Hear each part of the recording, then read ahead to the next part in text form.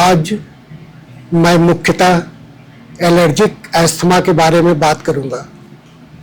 Asthma मुख्यतः दो प्रकार के होते हैं, एलर्जिक अस्थमा और नॉन एलर्जिक अस्थमा।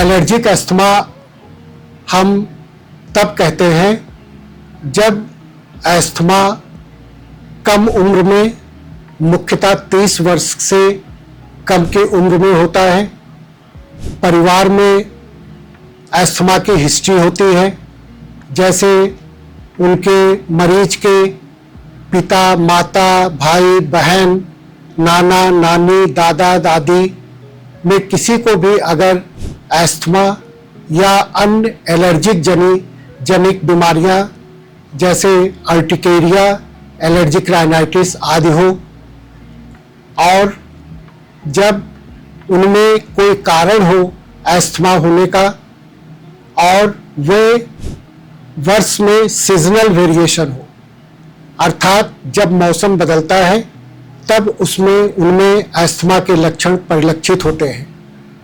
तो इस तरह 4 कैटेगरीज के जब मरीज आते हैं तो हम एलर्जिक अस्थमा के बारे में सोचते हैं। धन्यवाद।